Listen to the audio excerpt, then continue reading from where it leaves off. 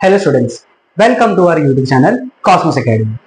आज हम आपके लिए लेकर आए हैं physics self paper series answer key, जो कि बेस्ड है महाराष्ट्र स्टेट बोर्ड सिलेबस पे।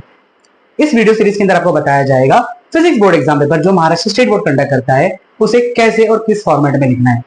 MCQs, derivation, numerical as well as theory के आंसर कितने और कैसे लिखने हैं। इस सीरीज का नाम रखा गया है सेल्फ पेपर आंसर की, जिसके अंदर आपको फिजिक्स चैप्टर पे हर एक चैप्टर के बेस पे एक क्वेश्चन पेपर मिलेगा जो कि मिनिमम 35 मार्क्स का होगा as per board pattern.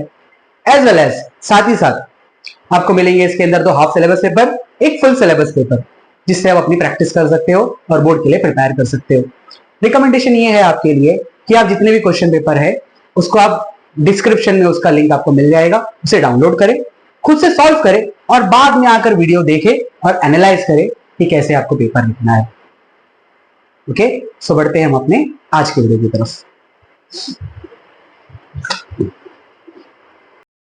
Students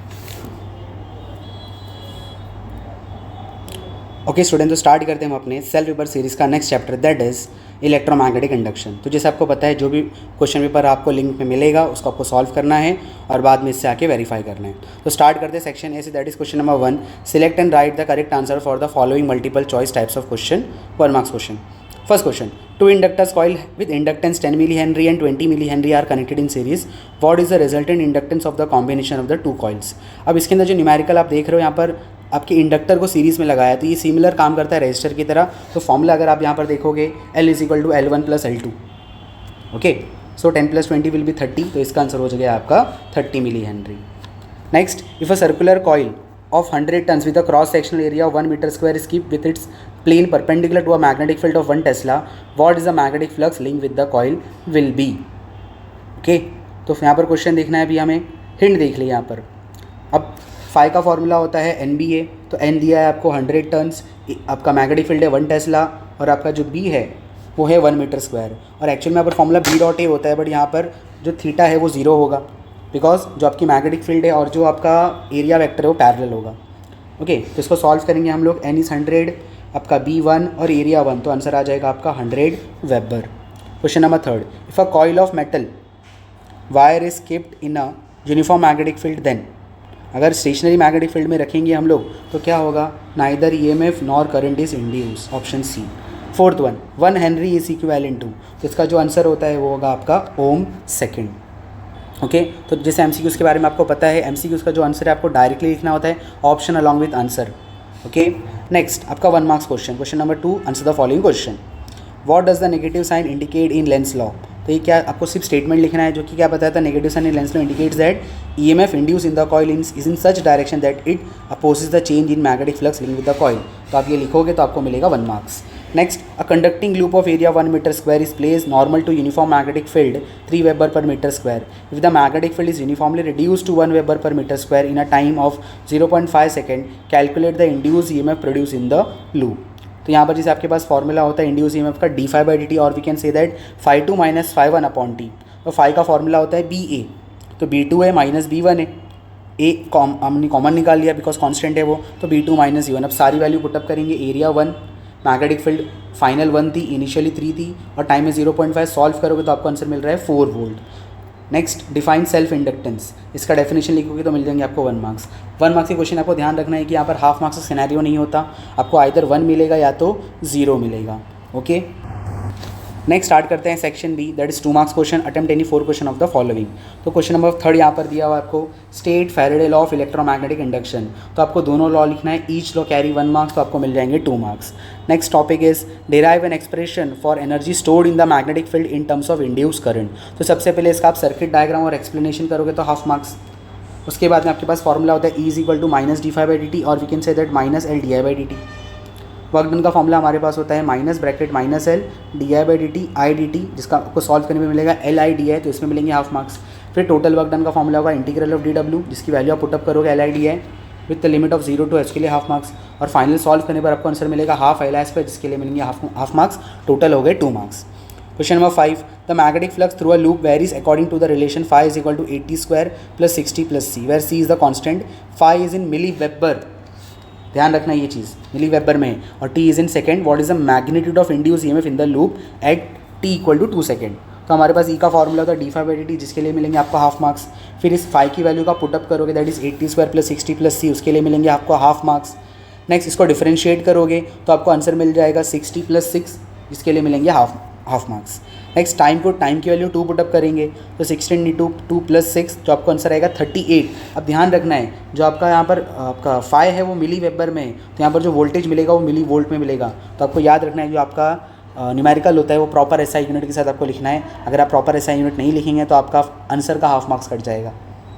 okay, question number 6, an EMF of 91 millivolt is induced in the windings of a coil when the current in a nearby coil is increasing at the rate of 1.3 ampere per second. What is the mutual inductance of the two coils in millihenry? तो हमारे पास mutual inductance का formula होता है E is equal to D I by D T, इसके लिए मिल जाएंगे आपको हाफ मार्क्स। नेक्स्ट इस वैल्यू को सब्सटीट्यूट करेंगे, जैसे E की वैल्यू है 91 मिली वोल्ट, तो हम लोगों ने पुटअप किया है यहाँ पर 91 इंटू 10⁻⁻3। आपका D I by D T देखो यहाँ पर लिखा है rate of change of current कितना दिया हुआ है, करंट कितने रेट से चेंज हो रहा है 1.3, ठीक है। सब्स्टिट्यूशन में मिल जाएंगे हाफ मार्क्स। सॉल्व करेंगे, फाइनल आंसर आएगा 70 मिली हेनरी फॉर 1 मार्क्स। अच्छा, एक बात ध्यान रखना है, जो सेल्फ नोट्स यूज़ कर रहे हैं उनके लिए खास करके है, ये जो क्वेश्चन आपका है क्वेश्चन नंबर 6, ये एक्चुअल में 3 मार्क्स में था, तो हमने इसको थोड़ा स्वैप किया है इसके दूसरे क्वेश्चन से, ठीक है। Next question number 7, explain why the equivalent inductance of two coils connected in parallel is less than the inductance of either of the two coils। तो सिंपल क्वेश्चन में क्या समझा दिया है कि जो इक्विवेलेंट इंडक्टेंस होता है दो कॉइल का, अगर पैरेलल में कनेक्ट करेंगे तो इंडिविजुअल से कम रहेगा। तो सिंपल हमारे पास जब पैरेलल में कनेक्ट होगा it will work as a resistor जैसे काम करता है। तो हमारे पास फॉर्मूला होगा 1/LP is equal to 1/L1 plus 1/L2, और इसको आप इस फॉर्म में भी लिख सकते हो LP is equal to L1L2/L1 plus L2। तो इसके लिए मिल जाएंगे हाफ मार्क्स। फिर अगर हम लोग ध्यान से देखें, कंपेयर करें तो L1 की जो वैल्यू है वो लेस रहेगी L1 प्लस L2 से, तो L1/L1 plus L2 will be less than 1। Similarly L2 का भी सेम सिनेरियो होगा, तो इसके लिए मिल जाएंगे आपको हाफ मार्क्स। सो जो आपका LP है वो L2 से भी कम रहेगा और जो LP L1 से भी कम रहेगा, तो दोनों के लिए मिलेंगे हाफ मार्क्स, तो टोटल हो जाएंगे आपके 2 मार्क्स। बोर्ड एग्जाम में ये 2 मार्क्स का क्वेश्चन एक बार पूछ चुके हैं। Question number 8, derive an expression for the total EMF induce in a conducting rotating rod. Okay, तो सबसे पहले आप डायग्राम प्लस एक्सप्लेनेशन लिखोगे, हाफ मार्क्स मिल जाएगा। फिर अब यहाँ पर हम फॉर्मूला यूज़ करेंगे D is equal to BVDR, तो इसके लिए मिलेगा हाफ marks.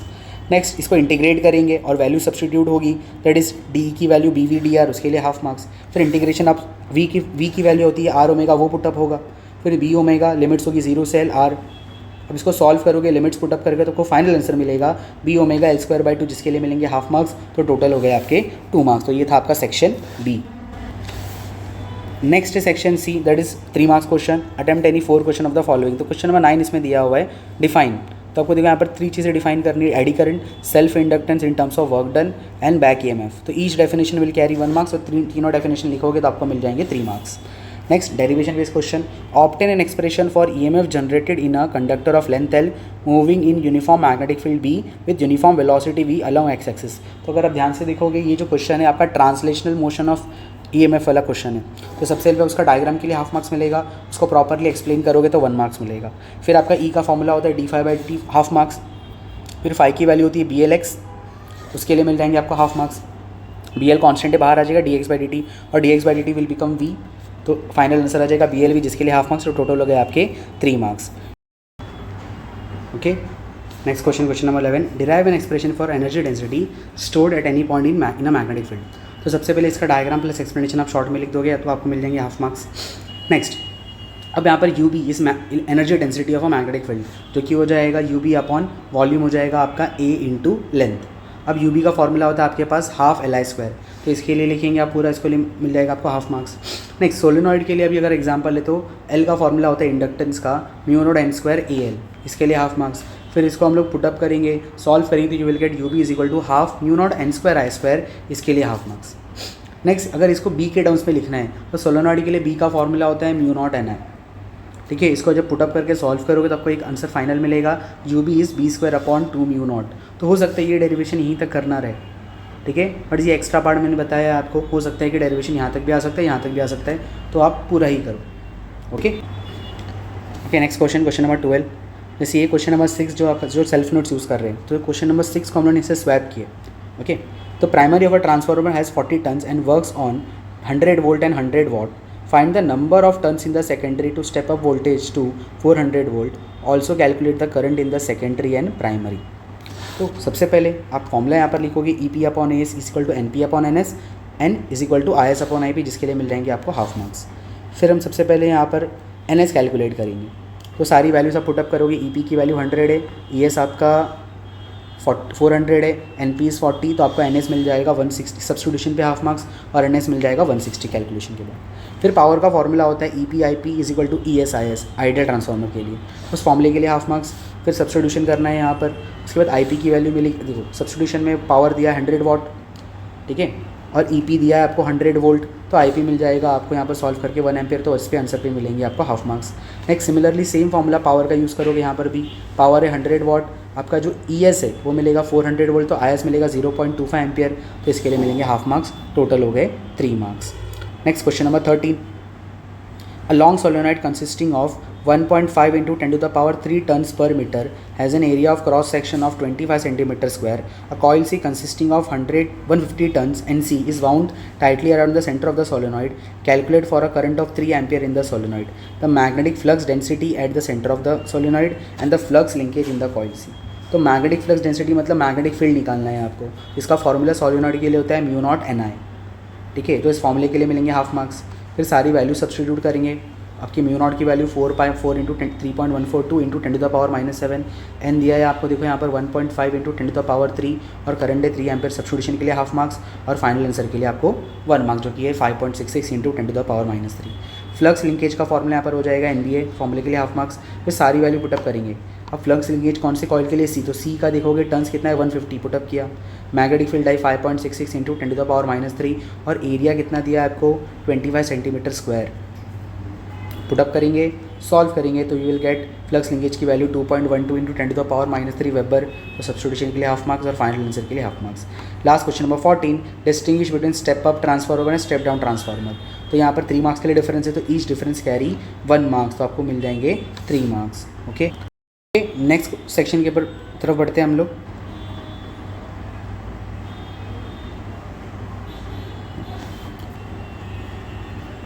Okay, next section that is section D, 4 marks question आपका। Attempt any 2 question of the following. तो क्वेश्चन नंबर 15 यहाँ पर देखो, show that the work done in pulling a loop through the magnetic field appear as heat energy in the loop. तो सबसे पहले इसका diagram plus explanation आप करोगे तो आपको मिल जाएंगे 1 मार्क्स। फिर पावर का फॉर्मूला होता है वर्क अपॉन टाइम, और वर्क का फॉर्मूला होगा force into displacement, and displacement upon time हो जाएगा वेलोसिटी, तो इसके लिए मिल जाएंगे आपको टोटल हाफ मार्क्स। फाई का फॉर्मूला होता है बी ए, और ए होता है यहाँ पर एल एक्स, इसके लिए कोई मार्क्स नहीं है। नेक्स्ट ई का फॉर्मूला होता है D phi by D T, इस फाई को हम पुटअप करेंगे यहाँ पर बी एल एक्स, अब बी एल बाहर आ जाएगा, D X by D T V बन जाएगा, तो आपको मिलेगा बी एल वी, इसके लिए हाफ मार्क्स। नेक्स्ट आई का फॉर्मूला होता है E by R, voltage upon resistance, E की value B L V by R, इसके लिए मिल जाएंगे आपको हाफ मार्क्स। नेक्स्ट फोर्स का फॉर्मूला यहाँ पर होता है आपका BIL sine theta, BIL sine 90 degree. Okay, अगर मैग्नीट्यूड की बात की जाए तो बिल बी आई एल, तो आपको ई आई की वैल्यू ऊपर से मिली B L V by R, इसको पूरा सॉल्व करोगे तो आपको मिलेगा B square L square V by R, इसके लिए मिलेंगे हाफ मार्क्स। ये मिला फोर्स। ओके, नेक्स्ट इस फोर्स की वैल्यू को हम इस इक्वेशन में पुटअप करेंगे आपके पावर वाले में, तो आपको मैकेनिकल वर्क मिल जाएगा, that is B square L square V by R into V, तो फाइनल आंसर आएगा B square L square V square upon R, इसके लिए मिल जाएंगे आपको हाफ मार्क्स। नेक्स्ट ये हीट एनर्जी में कन्वर्ट होगा, तो देखो rate of production of heat energy यहाँ पर क्या होगी, P equal to I square R, जो करंट की वजह से बनेगी। तो आई की वैल्यू आपके पास दी हुई है, आर दिया हुआ है, सॉल्व करोगे तो फिर से देखो B square L square V square R बार, सेम आंसर फॉर्मूला मिला आपको ऊपर वाले के जैसा। तो इससे ये प्रूव होता है कि मैकेनिकल वर्क ऑफ रेट, या फिर हम लोग पावर बोलेंगे, जो रेट ऑफ मैकेनिकल वर्क है किस में कन्वर्ट हो रहा है आपका हीट एनर्जी या rate of production of heat energy, इसके लिए मिल जाएंगे half marks. Next question number 16, what is transformer? State the principle of a transformer, explain the construction and working of transformer, derive an expression for EMF and current in terms of turns ratio। ये topic इस chapter का बहुत ही important topic है, तो exam के अंदर आपको ये पढ़ना ही पढ़ना है। तो सबसे पहले आप उसका डेफिनेशन लिखोगे ट्रांसफार्मर का, उसके लिए मिल जाएंगे हाफ मार्क्स। नेक्स्ट उसका प्रिंसिपल लिखोगे हाफ मार्क्स, कंस्ट्रक्शन पे हाफ मार्क्स और वर्किंग पे हाफ मार्क्स। अब डिराइव पे आते हैं, ई पी का फॉर्मूला होता है minus D phi P upon D T, और फाई पी होता है एन पी फाई, तो एन पी बाहर फाई अंदर, तो minus N P D phi by D T. Next E S का फॉर्मूला भी same, minus D phi S by D T, ये हो जाएगा equal to minus N S D phi by D T. इसको divide करोगे तो you will get E P upon E S is equal to N P upon N S, इसके लिए मिल जाएंगे आपको half marks. Next ideal transformer के लिए input power equal to output power, E P I P is equal to E S I S, फिर इसको arrange करोगे तो आपको जो आंसर मिलेगा that will be E P upon E S is equal to N P upon N S and I S upon I P. इसके लिए मिल जाएंगे हाफ मार्क्स। तो इस तरह से आपका मिलेगा total 4 marks. Last question number 17. A long solenoid of length L, cross sectional area A, and having N1 turns primary coil has a small coil of N2 turns secondary coil wound about its center. Determine the mutual inductance of the two coils. तो सबसे पहले यहाँ पर आप first coil में जो current flow कर रहा है, ठीक है, उसके वजह से कितनी मैग्नेटिक फील्ड बनेगी, दैट इज़ B1 सोलेनॉइड के लिए फॉर्मूला म्यू नॉट N1I1 और N1 होता है N1/L। तो इसके लिए मिल जाएंगे आपको हाफ मार्क्स। नेक्स्ट, इस फील्ड की वजह से कुछ फ्लक्स पहुंचेगा तो फ्लक्स का फॉर्मूला होता है NBA N2 B1 × A। इसके लिए मिल जाएंगे हाफ मार्क्स। इसको पुटअप करेंगे B1 की वैल्यू, सॉल्व करेंगे तो मिलेगा answer mu naught N1 N2 A upon L × I1। तो यहाँ पर अगर इस पूरे टर्म को देखा जाए mu naught N1 N2 A upon L को हम लोग M लिखेंगे, वो क्या बन गया इसका म्यूचुअल इंडक्टेंस, उसके लिए हाफ मार्क्स। ओके, और यहाँ पर बता देंगे M क्या होता है आपका, हाफ मार्क्स, सिंपल। नेक्स्ट, इसके अंदर second part, 2 coils having self inductance L1 is 75 millihenry and L2 is 55 millihenry are coupled with each other. The coefficient of coupling K is 0.75. Calculate the mutual inductance of the two coil. तो mutual inductance का formula in terms of coupling में होता है M is equal to के under L1 L2। तो इसके लिए मिल जाएंगे आपको हाफ मार्क्स। फिर सब्स्टिट्यूट करेंगे, के की वैल्यू 0.5, L1 इज 75 मिली 10⁻³ और 55 × 10⁻⁻6। सब्स्टिट्यूशन के लिए हाफ मार्क्स। और फिर सॉल्व करोगे तो आंसर आएगा 48.11 मिली हेनरी। तो मिल जाएगा आपको 1 मार्क्स। ओके, तो ये था आपका EMI का आंसर की। ओके, तो बोर्ड्स आपके नज़दीक आ रहे हैं, so be prepared. All the best, thank you so much and good bye.